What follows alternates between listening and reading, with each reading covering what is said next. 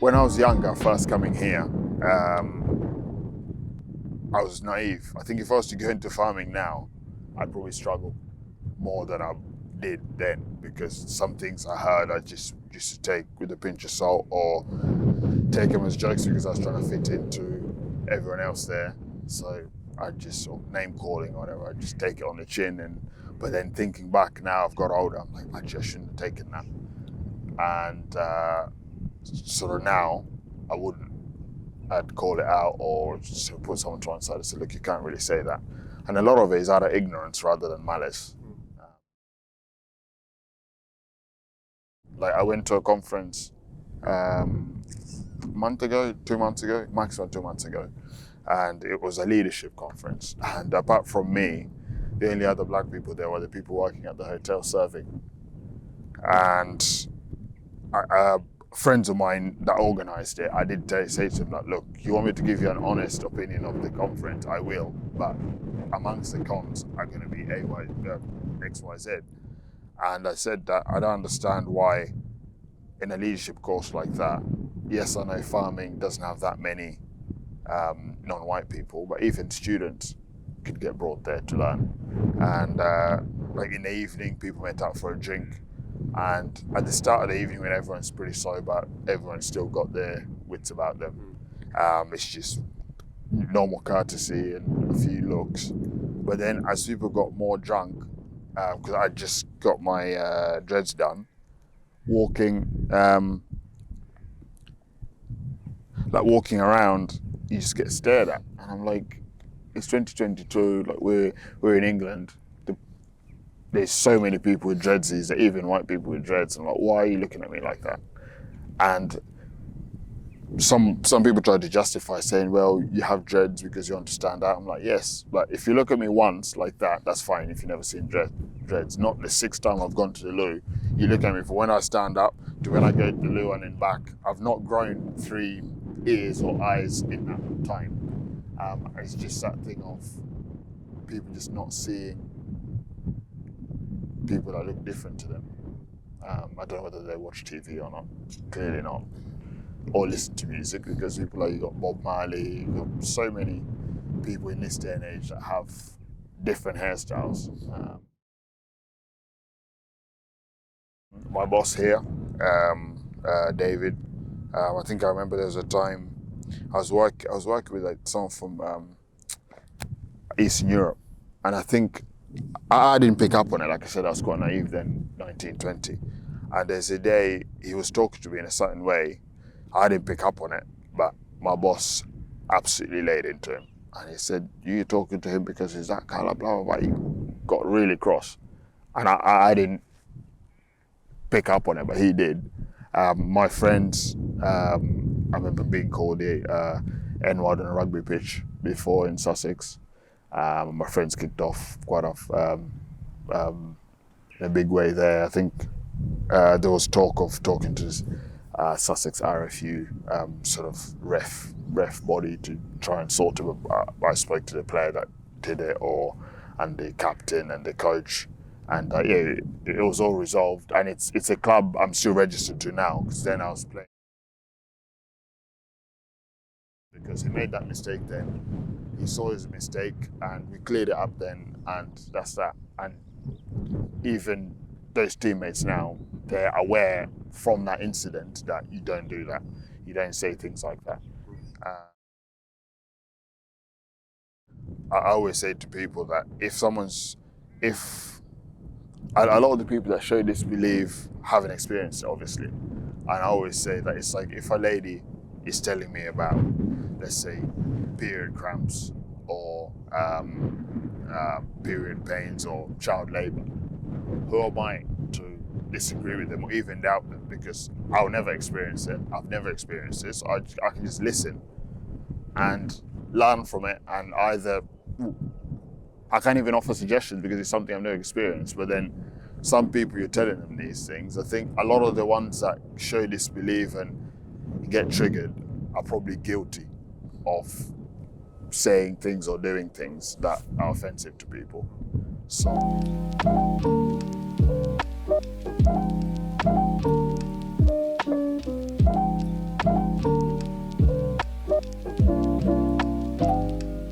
when you're a minority, you need people around you to constantly support you, not just when people are looking, even when people aren't looking, when you're not in the room, because it can get tedious as someone in a minority group or protected group, constantly fighting your battles on your own.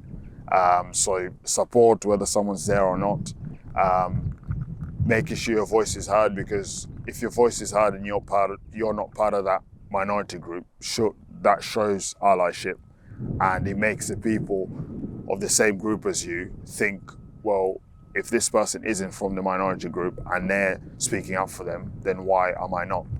And you're almost leading by example by doing that.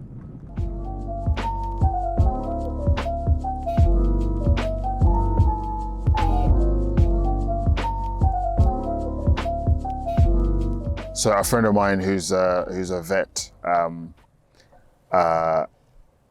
he's had some odd experience. I don't know how he goes through it, from being told that you can't, well, a farmer would say they don't want to see him because he's brown, people using N-word to him, and yeah, I don't know how he gets through it, but I just keep talking. Whenever I talk to him, I say to him, you keep going.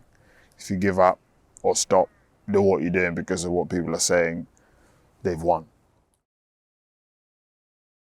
Yeah, so one day he was supposed to go look at an animal on a farm, and a farmer said they don't want a brown vet looking at their animal.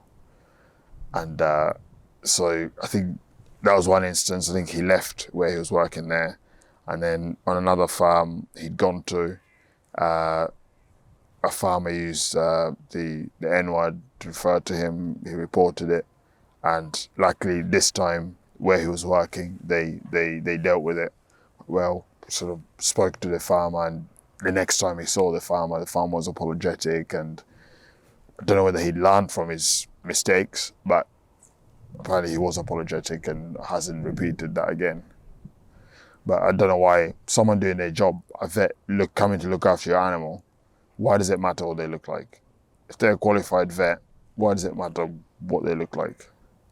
If that was me in the situation, I'd say, okay, I'll leave your animal to die then. And then the animal's suffering in the process, but it's just like, you can't treat people like that. What's the bloke apologising for? What he said or what he thinks? What's in his heart? That's a good question. I don't know. Because if you're thinking something and you then say it, then if you apologise at that point, you might have apologised for what you said, but then after that, the thought's still there, and it's probably not going to go away. You just won't be saying it, but the thought is there. And I think a lot of us are like that as humans, where we've got these thoughts, but we don't vocalise them. Whether it's an issue of respect, because I think here in the UK, these harsh comments or these derogatory comments are quickly followed by lack of respect. Someone that's going to call me the N-word probably doesn't see me on the same level as human as him. That's where the problem is.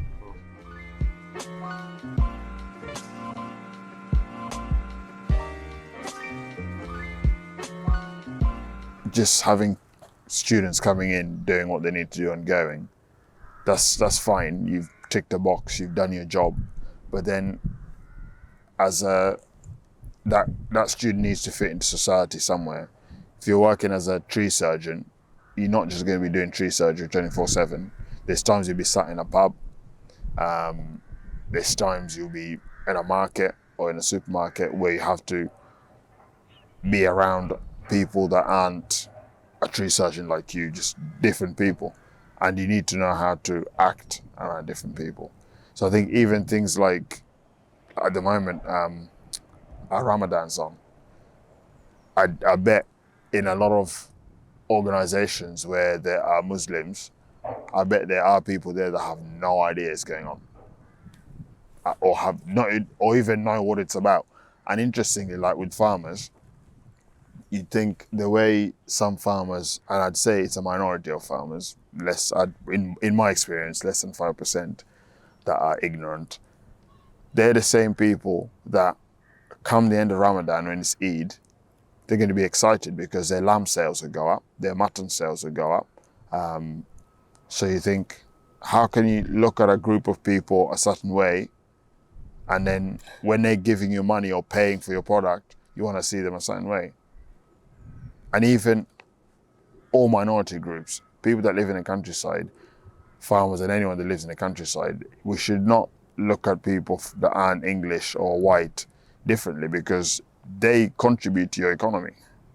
So, like for me as a farmer, yes, I know I've farmed pigs. So most people from some of these our communities don't eat pork, but we've got cows and sheep. We sell to those people.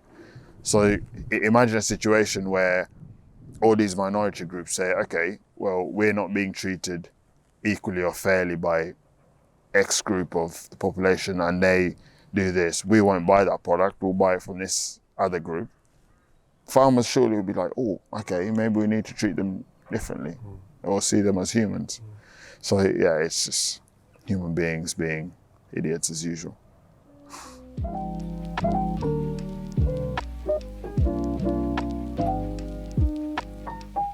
A friend of mine and I thought of an idea, and we're gonna try and set one up. Yeah, so the purpose of it will be mainly for students at sort of year 10, year 11 age, where they're thinking about careers and looking for work experience, etc. If they're looking to go on a farm, we would then help find farms for them, or friends that we've got that are looking to have some on work experience, and then they'll go there. So it will be like middle people. And choosing safety farm as well. Yes, yeah. So like initially it's going to be people we know. So like this student we've got at the moment, Wonga, he's from South Africa. Okay. He came here on a rugby scholarship to study agriculture. He found me on Instagram, messaged me last year whilst I was still at Plumpton, but then because I knew I was leaving, I said to him, I'll get you where I'm going to. So he's here for 3 months, and then now in mid-May, he's going to my friend's farm in Scotland. A guy I met on a media course, Rory, Scottish guy, he's so passionate about improving diversity in farming, and he said to me, if you find anyone, call me. Yeah, so he's going to go up with Rory for 3 months, and then hopefully, I think he's going to go back to South Africa for a bit before he finishes his 4th year. And yeah, hopefully from that, anyone he knows, we can link up like that. But it just starts like that, doesn't it? Yeah. When you look at, like on average, all the leaders and or if you go to a panel in a discussion, 9 times out of 10, the average age will be well over 40. In his 50s, well, it's changing now, but it's still more guys than ladies. And the fact that when there's 2 or 3 women on a panel and people are, oh, and we've made sure we've balanced it, that shows that it's still a problem. Because it's like you don't congratulate yourself for breathing. So it's still an issue. That's why every time it happens, everyone's, oh, well done, you've managed to get a lady on the panel. So it's something that constantly annoys me.